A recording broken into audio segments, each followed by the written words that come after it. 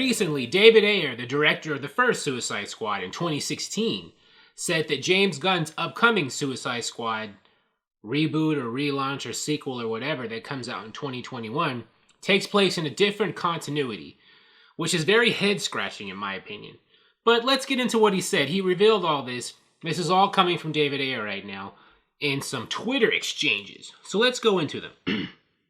A Twitter user tweeted Ayer, taunting, "At least you're not directing the sequel."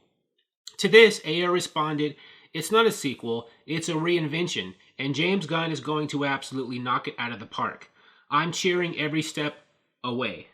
I think he means every step of the way. In response to Ayer's tweet, another fan asked for clarification on whether The Suicide Squad would be a standalone and how it impacts continuity.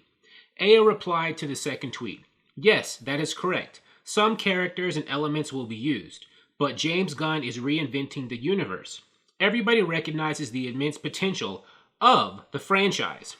David Ayer was saying all of this apparently as a response to a lot of people sending him like hate and trolling tweets who didn't like his Suicide Squad and are basically, trying to throw him under the bus and saying that James Gunn's upcoming Suicide Squad movie will be better.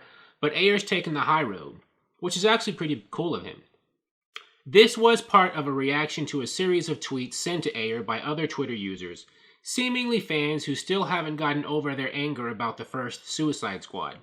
A Twitter user, seemingly out of nowhere, insulted Ayer while talking about his Suicide Squad being trash. When Ayer asked the user to clarify, another user jumped in claiming that Ayer is living rent-free in people's heads after all these years. In response, Ayer stated that as an artist, if someone hates or loves his work, then he created a reaction and did his job. Props to David Ayer for being so, mature about this, because, you all know how the 2016 Suicide Squad movie went down, right? And he got a heap of hate. But for the most part, David Ayer has been really, really, fantastic about the whole thing. I mean, great to him. If I ever become a famous director and get all this, hate tossed my way, I hope I can handle it the way he does.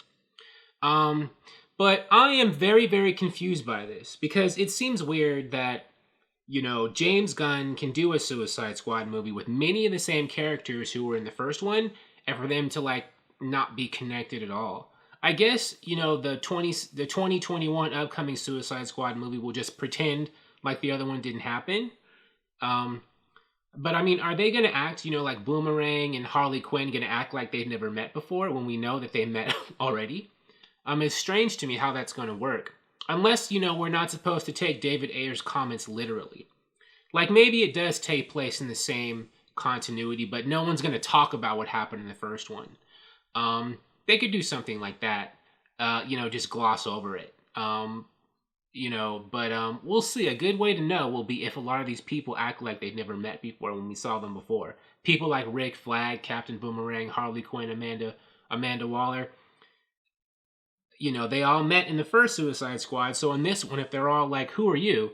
we'll know that this is a total reboot. But if they don't, then it'll probably just be, they just are not going to acknowledge what happened in the first one and just proceed forward as usual. Very, very interesting. I also think I wouldn't be surprised if at the end of Birds of Prey that comes out next year, there's an end credit scene where Harley, after whatever happens in that movie, is apprehended by, the government and forced into Task Force X to work with Amanda Waller. That makes a lot of sense to me. If that happens. For all we know, Birds of Prey could come out and there will not be any end credit scene linking it to Suicide Squad. But I totally think there should be, and if there was, a lot of people would be happy about that. Thank you for watching. If you like this video, please like it on YouTube and subscribe to the channel because I appreciate your viewership, and I'll talk to you soon. Bye.